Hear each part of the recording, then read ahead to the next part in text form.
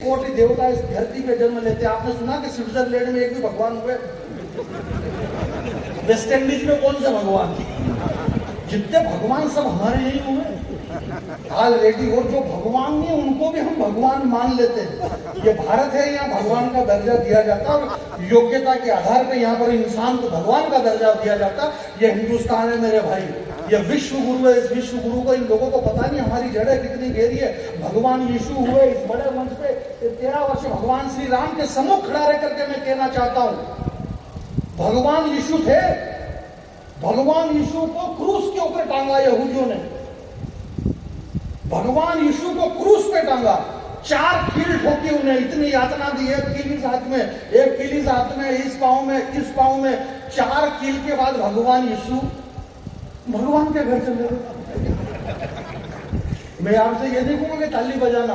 ये जो नया वर्ष है, हमारे संस्कार और हमारी संस्कृति की जड़ें कितनी गहरी है कि 4 कील में भगवान सिर्फ 4 ही कील ठोकी थी ना क्रूस पे।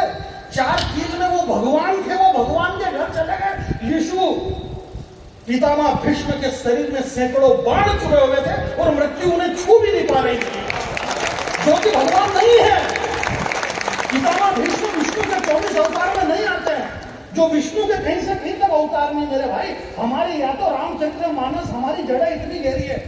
बोरवाल जी, हमारे यहाँ बड़े लोग बैठे हुए हैं, संघ के लोग बैठे। हमारे मध्य प्रदेश के अंदर डॉक्टर शिक्षा मंत्री डॉक्टर मोहन यादव जी ने तो एक नई घोषणा कर दी, हमारे मध्य प्रदेश के पाठ्यक्रम में रामचरित्र मानस को शामिल कर लिया गया है। और इस खुशी से आपको ताली बजाना चाहिए और ये होना चाहिए। और अगर इस तरह के ये शास्त्रों को हम शामिल नहीं करेंगे तो हमारे बच्चों को बस यही पढ़ाया जाएगा कि बाबर महान था, बाबर महान था।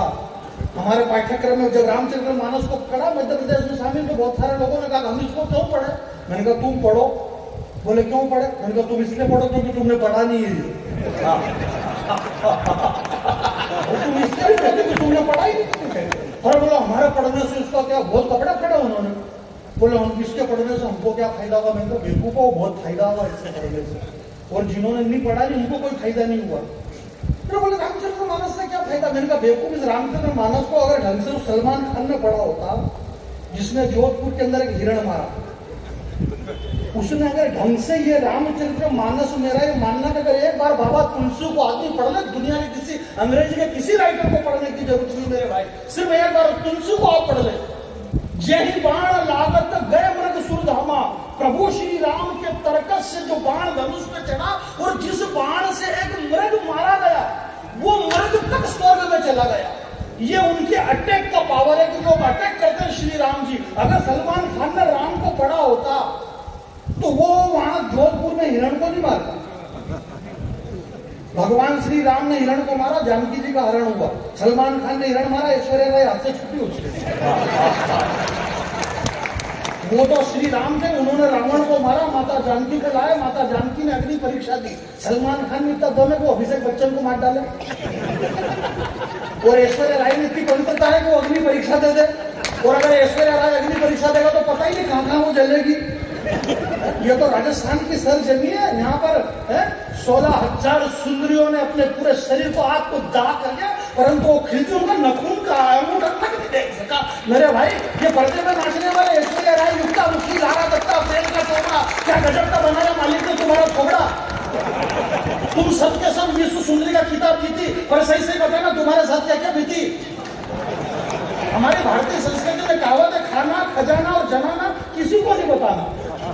खाना ऑलरेडी अपन खड़े खड़े खाई रहे बफेट में, खजाना अपने पास में है ही नहीं जो बताएं।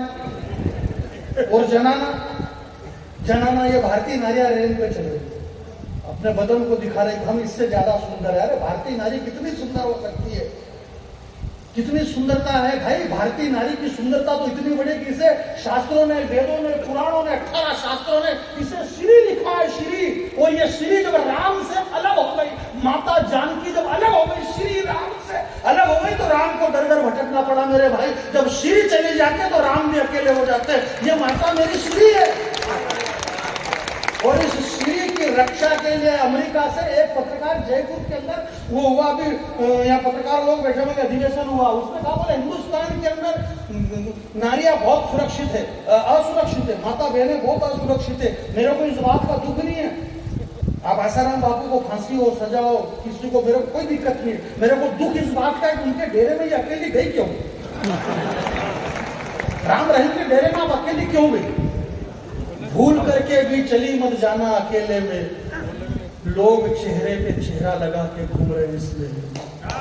ये मेरे हिंदुस्तान की माता जी, भूल करके भी चली मत जाना अकेले में, लोग चेहरे पे चेहरा लगा करके घूम रहे, और घर चली गई अकेले में तो आबरू लुटा करके, एक कविता की शुरुआत करना चाहता हूं, आबरू लुटा करके घर पहुंचोगी अपने आप की, क्योंकि तुमने वो मजबूत उंगलियां छोड़ दी है जो बचपन में पकड़ रखी थी माँ बाप की। अपने माता पिता के जो संस्कारों से तुम बंधी हुई हो, इस 9 वर्ष पे मैं यही कहना चाहता हूं कि आप श्री हैं, आप ताकत है, आप नारायणी हैं, आप जगदम्बा है, परंतु परिवार में जो एक रेखा खींच दी मर्यादा की, कम से कम उस रेखा को मत लांगे माता जानकी। अगर लक्ष्मण की रेखा लांगती नहीं तो रावण की औकात भी नहीं थी। ऐश्वर्या राय, मीता मुखी, लाड़ा दत्ता और प्रियंका चोपड़ा, तुम सबके सब विश्व सुंदरी का खिताब जीती, पर सही सही बताना तुम्हारे साथ क्या क्या बीती। ऐश्वर्या राय, तूने सिर्फ सुंदरी शब्द चुना है, विश्व सुंदरी का नाम तेरे बाप ने भी नहीं सुना है। विश्व सुंदरी का नाम सुनेगा तो अपने आप को भूल जाएगी, और विश्व सुंदरी का चरित्र सुनेगा तो तेरी आंखें खुल जाएगी। विश्व सुंदरी बनने के लिए जमाने से जूझना पड़ता है, और विश्व सुंदरी बनने के लिए धड़क के अंगारों में कूदना पड़ता है। विश्व सुंदरी तो वो चित्तौड़ की महारानी पद्मिनी थी, जिसकी सुंदरता के आगे आईना तक टूट गया था, और पानी में चेहरा देखा था अलाउद्दीन खिलजी ने, उसका भी पसीना छूट गया। वाह, आपकी तारीफ हमारी जगह कितनी गहरी है यार। मैंने आपको बताया, हमारे दादा बैठे हैं, बाबा बैठे, आपके जमाने में इस फिल्मी दुनिया की बात करें, फिल्मी दुनिया वालों ने हमारा संस्कार, ये नौजवान है भाई। हनुमान जी महाराज ने जब लंका जलाई, बहुत बात ध्यान से सुनना, अलग ध्यान से सुनी रहे हो आप, इससे ज्यादा तो कितना ध्यान रखें। तो क्या हुआ था कि एक बात याद आ गई मेरे को। हरीश भाई, आप बहुत विद्वान व्यक्ति हैं, ये बात मेरी भूमिका में रहता कहना पड़ता, आपकी जगह कोई होता तो भी यही बात कहता है। तो क्या हुआ कि जब हनुमान जी ने लंका जलाई, बहुत अच्छी बात है, पहली बार सुनेंगे और एक भी हाथ खामोश मिलेगा, हमारे संस्कार क्या है। जब हनुमान जी ने लंका जलाई तो कछु मारे सो कछु मर दे सो कछु मिलाए तुम्हारी धूल। अमन अक्षर ने राम का बढ़िया केस सुन लिया। मैं क्या बोले, भैया ये बताओ कि हनुमान जी ने लंका जलाई और उन राक्षसों को मारा, कछु मारे सो कछु मर दे सो कछु मिलाए तुम्हारी धूल। बोले धरीधूर क्या होता है? मैंने कहा धरीधूर का मतलब होता है, हमारी मालवी में आपके यहाँ क्या होता है, इसको बोलते भागड़ा भूत, मार मार के भागड़ा भूत कर देना, इतना मारा उनको। फल खाए तरु तोड़े, वृक्ष को तोड़ा, उखाड़ा, फेंक दिया। रावण की लंका में जब रावण की सभा में हनुमान जी महाराज को पेश किया गया, बहुत विद्वान लोग बैठे हुए, शायद ये जीवन में यहाँ कितने लोग हैं किसी ने ये बात आज तक नहीं सुनी होगी। जब हनुमान जी को पेश किया गया तो रावण ने हनुमान जी से कहा कि हे हनुमान, तुम्हें भूख लगी थी ना तो तुम फल खा लेते, ये वृक्ष तुमने क्यों उखाड़े? वन विभाग वाले तुम पे क्लेम करेंगे, आपको ये पर्यावरण नष्ट करने की क्या जरूरत थी, आपने ये तोड़फोड़ क्यों करी? हनुमान जी ने भी कहा यार बात तो सही है, अगला आदमी भले बड़ा आदमी था पर कबूल तो करा कि यार बात तो सही, अपने को भूख लगी थी तो फल तोड़ के खा लेना था, ये वृक्ष अपन ने क्यों उखाड़े?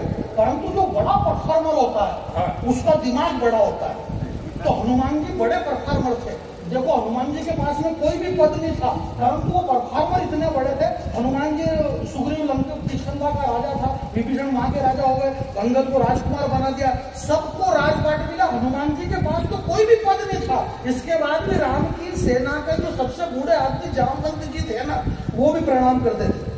बिना पद के भी आदमी को प्रणाम हो सकता है मेरे भाई, और ये हमारे हिंदुस्तान के अंदर ही होता है। और ऐसा हिंदुस्तान में कैसे हो रहा है मैं आपको बता रहा हूँ। जब हनुमान जी से कहा कि वृक्ष क्यों उखाड़े, तो हनुमान जी ने जो बात कही, मेरी माता बहनें बैठी हुई है, कि ये जो माता जानकी है ना, सीता, ये धरती की पुत्री है, धरती से इसका जन्म हुआ है, ये धरती से जन्म लिया है इसने, ये धरती की पुत्री है। और ये जो अशोक वाटिका के अंदर जितने वृक्ष हैं, ये वृक्ष भी इसी धरती पे खड़े हुए, इस धरती से पैदा हुए हैं।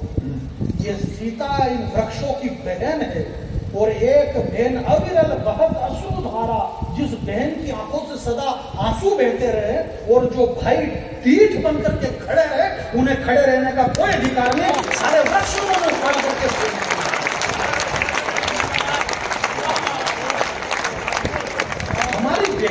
हमारी बहनें दामिनी के साथ क्या हुआ, निर्भया के साथ क्या हुआ, कवि सम्मेलन में विनीत दिया था कि ये कवि सम्मेलन पहुंचेगा, इसलिए पहुंचेगा क्योंकि यही बचे हैं, इसलिए वहां तक पहुंचेगा एक बार।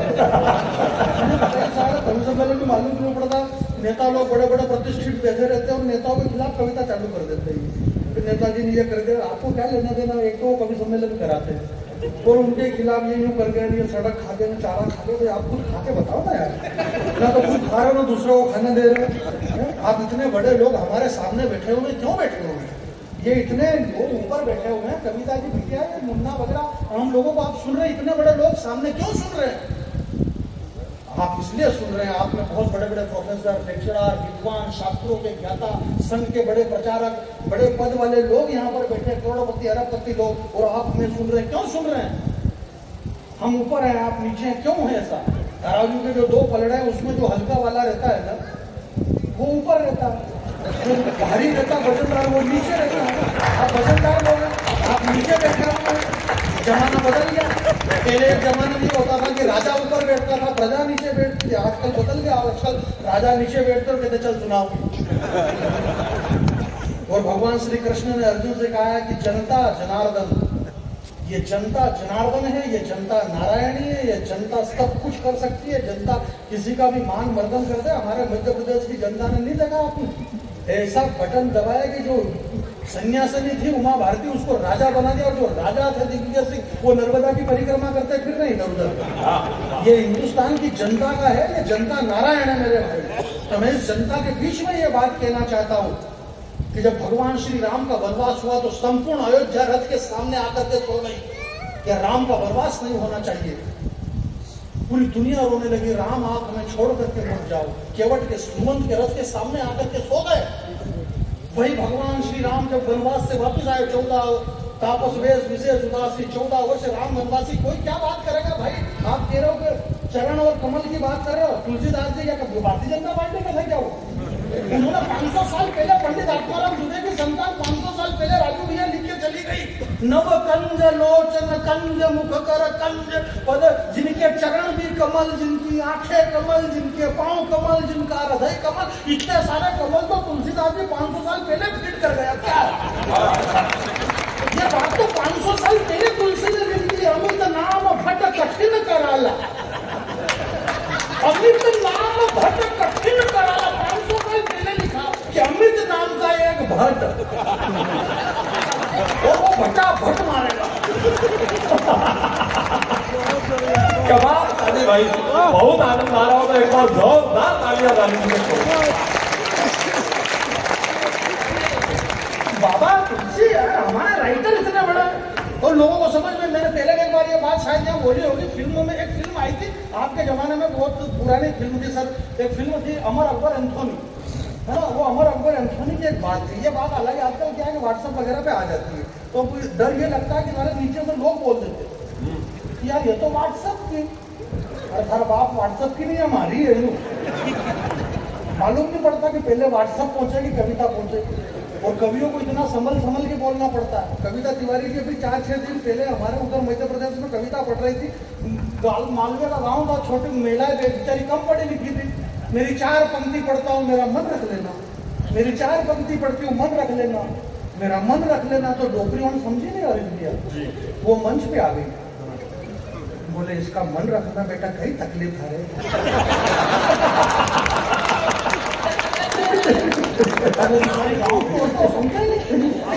और यहाँ बीच में एक क्षण में मेरा मन रख लेना, मेरा मन रख लेना, जरा हाथ खड़े हो, मेरा मन रख लेना, जरा हाथ खड़े हो, तो डोगरी और मन आएगी। और इस कविता जी के माथे पे हाथ फेरा उन्होंने, बोले बेटा ये 51 रुपया तो जमैका में पेड़ पुसट को बटको थारे देगा ना,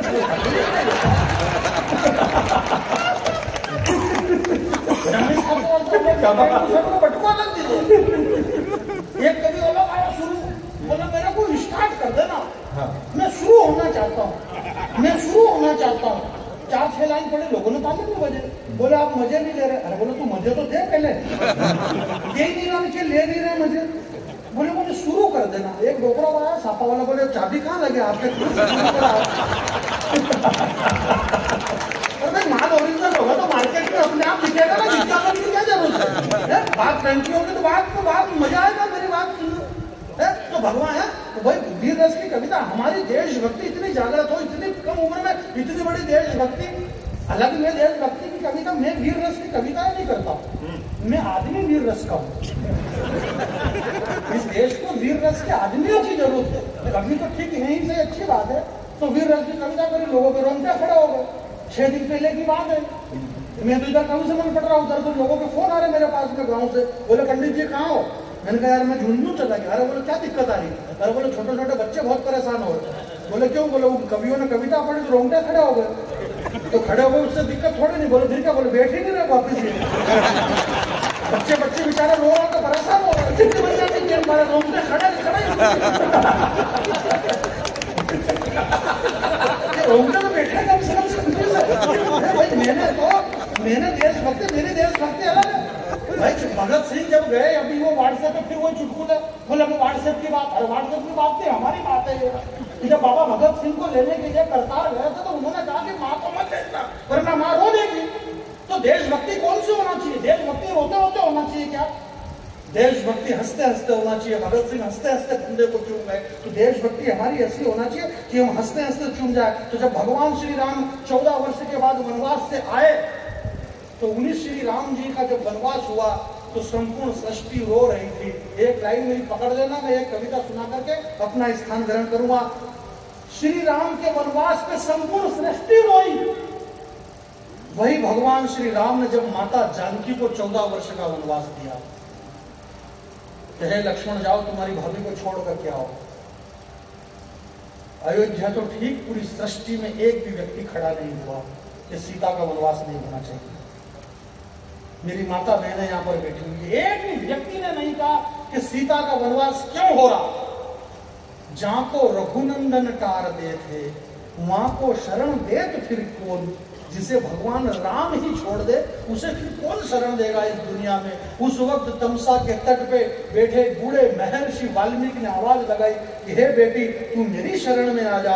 और माता जानकी वाल्मीकि जी के आश्रम में रही। जो मूर्ख लोग, जो कश्मीर फाइल्स फिल्मों की बातें हो रही है, यहाँ बड़े लोगों के बीच में शायद एक बात कहना चाहता हूँ, मेरे भाई ये हिंदुस्तान है, यहाँ जय भीम और अम्बेडकर, दुनिया के पहले अम्बेडकर भगवान श्री राम थे, जिन्होंने घर से निकले तो निषाद को गले लगाया, जटायु को गले लगाया, सुग्रीव को गले लगाया, जंगल के जितने आदिवासी थे सबको गले लगाया। और अपनी पत्नी को गर्भ अवस्था में, मेरी बात को सुनिएगा, गर्भ अवस्था में अपनी पत्नी को भगवान श्री राम ने जिस वाल्मीकि के आश्रम में छोड़ा, वो वाल्मीकि दुनिया के पहले आदि कवि आदिवासी थे। श्री राम से जब लोगों ने पूछा कि हे राम तुम चक्रवर्ती राजा होकर के अपनी पत्नी को एक आदिवासी के आश्रम में छोड़ रहे हो, तो भगवान श्री राम ने कहा कि हे राजकुमारों सुनो, मेरी आने वाली पीढ़ी, मेरे बच्चे जब बड़े होंगे तो वो इस समाज को ये कह सके कि हमें अगर आदि मिलेगी तो हम आदि खा लेंगे, बासी मिलेगी तो हम बासी खा लेंगे। ये भगवान श्री राम के मायने थे मेरे भाई। इस दुनिया में अगर इस हिंदुस्तान के अंदर राम के नाम पे इस तरह से बांटा जा रहा है,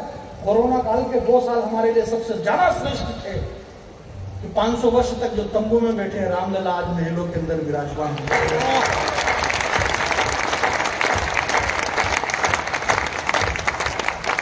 2 कौड़ी के आतंकवाद हिंदुस्तान पे हमला करेंगे, बम से डरा रहे हैं। उन बेवकूफों को पता ही नहीं है कि वो किसको बम से डरा रहे हैं। धन्य धन्य धरा जहां की शक्ति भक्ति और स्वाभिमान कभी बिका नहीं। और धन्य था वो शूरवीर राणा जिसकी ताकत के आगे अकबर तक टिका नहीं। क्या फौलादी सीना रहा था उस राणा का, टकरा कर तीर सीने में टूट जाते थे। और हिन आता था जब चेतक तो मुगलों के छक्के छूट जाते थे। और ऐसा भगवा उड़ाया राणा ने हल्दी घाटी में कि सूर्यदेव भी छिप गए गगन पर। और आदमी तो आदमी एक घोड़े ने जान दे दी वतन पर। जिस देश में चेतक घोड़ा अपने प्राणों की आहुति दे दे, इससे बड़ी और देशभक्ति क्या हो सकती है मेरे भाई। 2 मिनट की कविता। जो लोग जा रहे हैं उनसे मेरा निवेदन है कि आप एक एक करके जाइए, आप 5-5, 7-7 लोग मत जाइए। पढ़े लिखे लोग, जनरल डायर ने जलियांवाला बाग के अंदर गोली कांड किया, सैकड़ों लोग मर गए, झुंड के झुंड मर गए। कौन कौन मरे उनके नाम नहीं मालूम। परंतु भगत सिंह, सुखदेव, चंद्रशेखर आजाद ये सब एक एक करके गए, पूरा देश उनको पूज रहा है। आपको जाना है, आप एक एक करके गए, आप ढूंढ के ढूंढ नहीं जा सकते। विनीत भैया और अनिश भैया की अखबारी में छोटी सी कविता पढ़ देता हूँ, मेरी पहली कविता। शहीदों को, जवानों को लेकर के बहुत सारी बातें की गई। मंचों से झूठ बहुत बोला जाता है, ये माँ का मंच है, पवित्र मंच से मैं झूठ नहीं बोलता हूँ। ये सारे देश के बड़े कवि हैं, कोई कहाँ से आया, दिल्ली, बम्बई, बेंगलोर, हैदराबाद, जाने कहाँ जाते हैं। मैं कहीं भी नहीं गया हूँ, मेरे घर से सीधा यहीं आया हूँ और यहाँ से वापस मेरे घर चला जाऊंगा। नहीं, अपन 10-10, 20-20 दिन इधर उधर रोते फिरो, क्या मतलब? अपन इधर उधर घूमते फिरो और अपने घर के सामने फिर दूसरे घूमते फिरे, क्या मतलब? इसलिए अपने वो घर पे रहना जरूरी है। नीचे तपती धरा, ऊपर सूर्य भगवान। आप कविता मुझे आशीर्वाद देना, मैं छोटा बालक हूँ, बहुत छोटा कवि, मुझे आशीर्वाद दीजिए। आशीर्वाद का मतलब ये नहीं कि मेरे सर पे आके हाथ फेर दो। नीचे तपती धरा, ये बात मैं बोलता नहीं, पर मैं नहीं बोलता तो ये बोल जाते, इसलिए मैं बोल रहा हूँ ना, नहीं बोलता। नीचे तपती धरा, ऊपर सूर्य भगवान। 4 लाइन पकड़ लेना। नीचे तपती धरा, ऊपर सूर्य भगवान, बीच में खड़ा एक सरहद का जवान।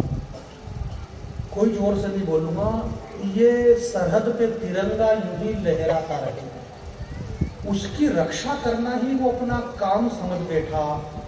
और भला उसे फुर्सत कहाँ थी संतों के उपदेश सुनने की, वो उसी को अयोध्या का राम समझ बैठा।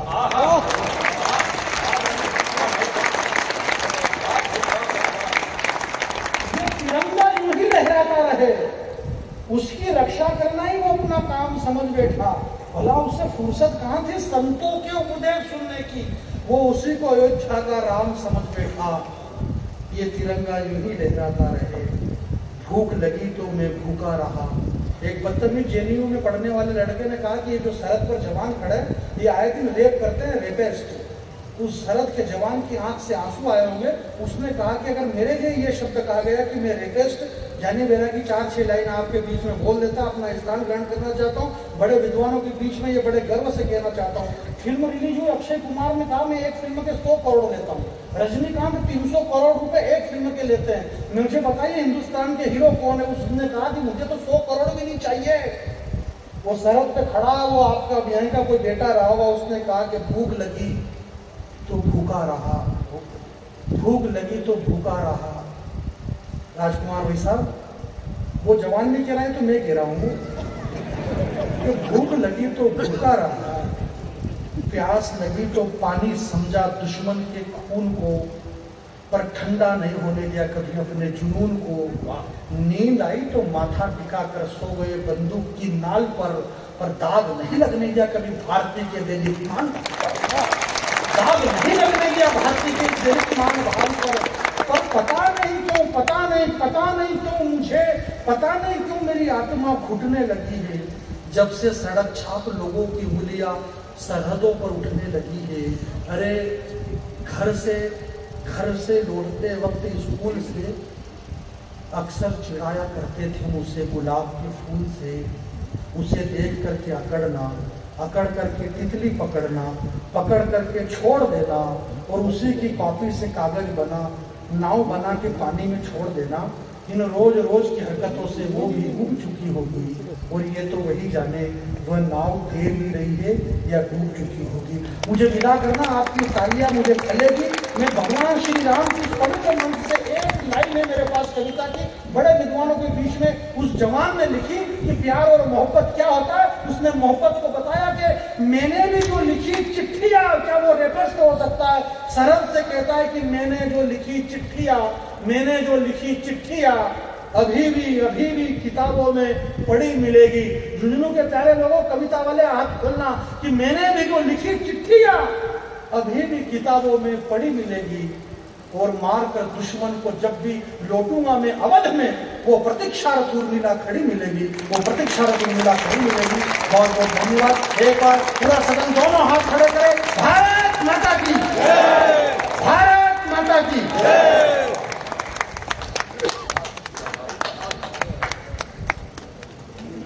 मैं काव्य पाठ के लिए नहीं आया, दायित्व के लिए यहाँ आया हूँ। हरीश भैया सीधे मुझे बुलाने वाले थे और वो कह रहे थे कि मैं यहाँ आता रहता हूँ, लेकिन यदि कोई पुरोहित ऐसा हो जो सबको जिमा रहा हो, यदि वो भूखा रह जाए तो कहते हैं कि पाप लगता है। मैं नहीं चाहता कि राम जी की इस महफिल में, इस यज्ञ में, ये पुरोहित भूखा रह जाए। कविता लिखना खेल नहीं है, पूछो इन फनकारों से, ये लोहे को काट रहे हैं कागज की तलवारों से। भैया ने बहुत अच्छा कहा है।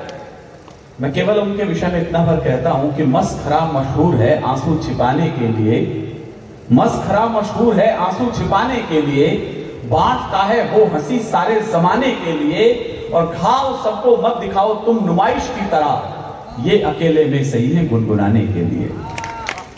मैं जिस कवि को बुला रहा हूं वो आपकी मायड़ भाषा का कवि है, यहाँ की मिट्टी के अंचल का कवि है।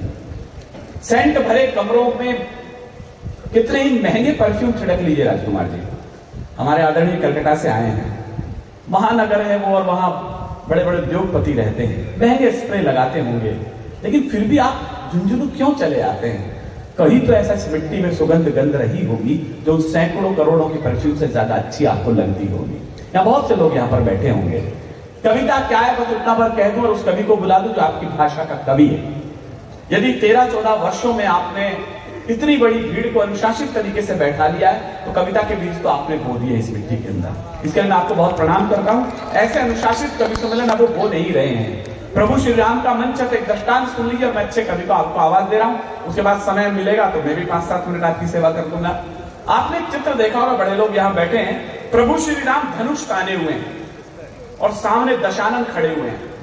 महत्वपूर्ण लोग हैं, मैं आपका ध्यान चाहता हूं। कविता है क्या, आप में हम में फर्क क्या है? अभी कहा आप लोग नीचे बैठे, महंगे लोग बैठे हैं, हम नई उम्र के बच्चे लोग यहाँ बैठे हुए हैं। कोई तो अलग चीज है जो ईश्वर ने हमें सौंप दी है। तो जैसे ही प्रभु श्री राम ने धनुष ताना, सामने दशानन खड़े हैं, तो दाहिने हाथ ने बाएं हाथ को उलाहना दिया, दान मान सम्मान में रहे सदा अगवान। बाएं हाथ ने दाएं हाथ से शिकायत करी, हे दाहिने हाथ, जब भी दान की, मान की, सम्मान की बात होती तू आगे चला जाता है, दान मान सम्मान में रहे सदा अगवान। अब क्यों पीछे जात है देख दशानन बाण। अब तू पीछे क्यों जा रहा है जब सामने दशानन के बाण हैं? तो दाहिने हाथ ने बाएं हाथ को जो उत्तर दिया, बस उसी का नाम कविता है। झुंझुनू के लोग बस कविता पर आपकी तालियां उठ जाएंगी, मुझे अच्छा लगेगा। दाहिने हाथ ने उत्तर दिया, मैं डर के पीछे नहीं जा रहा हूं। चलो फिर क्यों जा रहे हो?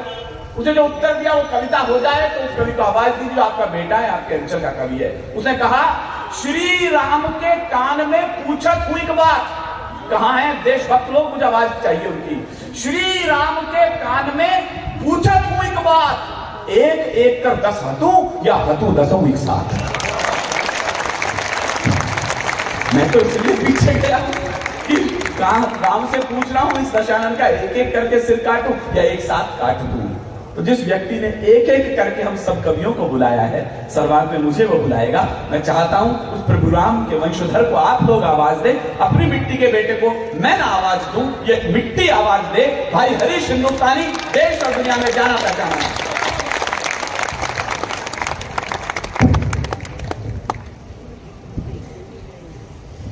आप सबकी पावन उपस्थिति को हृदय से पुनः प्रणाम करता हूं। और निसंदेह भाई साहब ने बहुत बढ़िया बात कही कि जिस अनुशासन से आपने झुंझुनू में कवि